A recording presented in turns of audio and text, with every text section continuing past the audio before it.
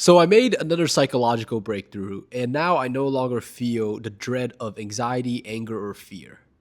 And these are typically negative emotions. I don't think in the past I've had an experience with true anxiety, true anger, or true fear and enjoyed it. But now I think I do.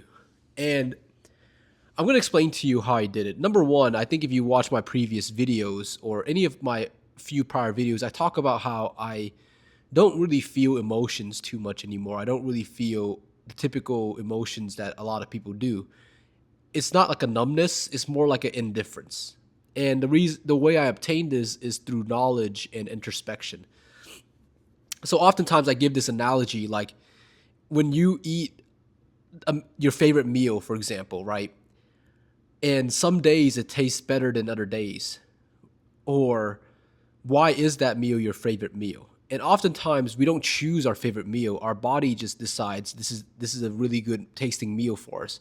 And then what's even freakier is that on a day-to-day basis, the level of enjoyment you get from that same meal is different. So you don't really choose what level of enjoyment, the magnitude, or even the subject matter of what you enjoy. So I kind of think like if we don't really choose these aspects of ourselves, who is it? Who is choosing that this is our favorite meal and who is choosing our enjoyment level when we eat it?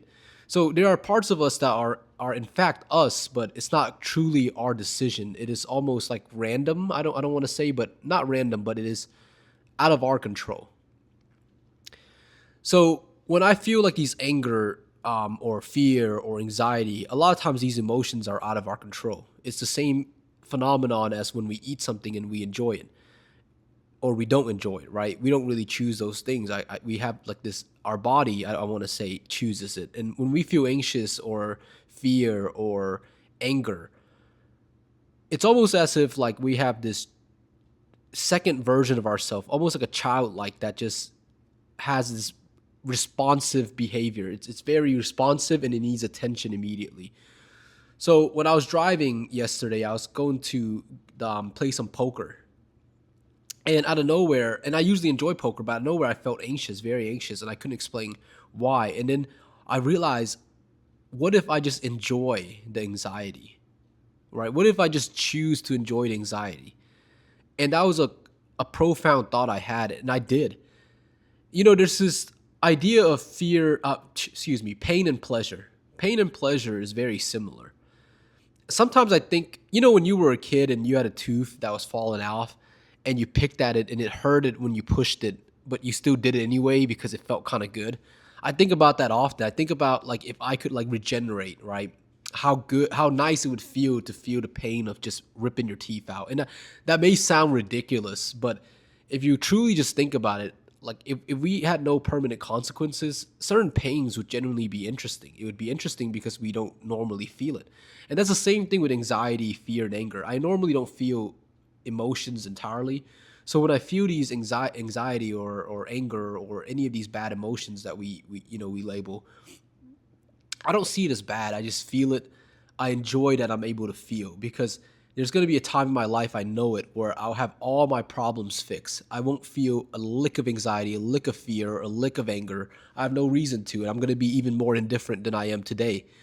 And I'm going to miss it. I'm going to miss, hey, I miss when I was struggling. I miss when I didn't know what to do. And I miss on my way to the casino, I just felt like I didn't deserve to go to the casino because I had so many unresolved issues.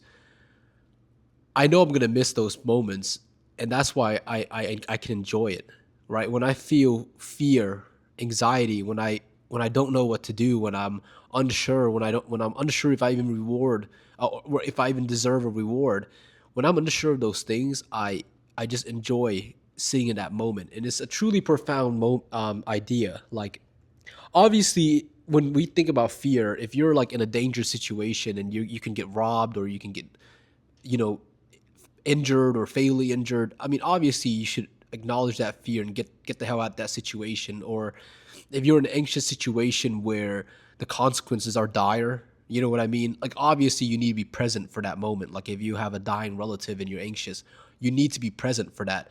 I mean more things that are like very how to say it, not important, right?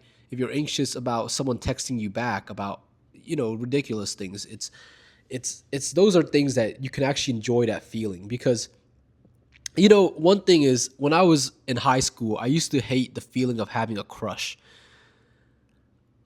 It was irrational and it was overwhelming. I oftentimes I didn't even really like the girl, but for some reason my body just really has this crush, and every time she's around or I smell her, I would have this irrational sensation. And that crush feeling I used to hate. I miss it now because I couldn't tell you the last time I felt an irrational sense of love for someone. And it's such a beautiful thing. I couldn't explain to you. If you're crushing on someone right now and you hate it, that you got to just enjoy those things too, because these are emotions that you can lose. And I have lost a lot of my ability to feel. And I've lost my ability to feel because I see my emotional self as a different person than I am because I don't choose those things. Just like how I don't choose how much I enjoyed a meal, I feel like I don't choose that I'm feeling angry. And therefore I can't truly acknowledge it because it is not me. Or it's not me the one that's talking right now. It's just a reaction from the body, right? It's kind of like biology, right? When we feel like an extreme need for, like, let's just say sex, it's just a biological response, and sometimes our mental doesn't even agree, right? And it's why sometimes we can be a little toxic in relationships because we have our body and our mind that's kind of disagreeing, this responsive person that wants something, but your mind knows it wants different things, right? But I think that's the breakthrough. To truly not feel fear, anxiety, or anger when you don't want to, I think you have to just enjoy it. When you feel really angry, you don't let it control you, but you can feel that anger. You can feel that energy from the top of your head to your tip of your toes. You can feel that anger, that energy. You can harness it and use it for something productive. Same thing with fear and anxiety. When you feel those things, you can harness it and use it for something productive by just enjoying it. But let me know if I'm not clear. I can elaborate a little bit more, but I think if you just can just understand that you can enjoy those feelings even though they're negative, and usually they are have a negative connotation, if you can enjoy it, I think it's a true breakthrough, and I truly feel more at peace knowing this than I when I didn't know. But stay tuned, guys. I'm posting a video a day. We're over 60 videos. We're consistent. We're posting a video every night. So we got a full year of video to post. So subscribe if you want to stick around. I feel like I got a lot of insightful things to say, and if you engage, I'll probably make a video on something that you talked about. Thank you.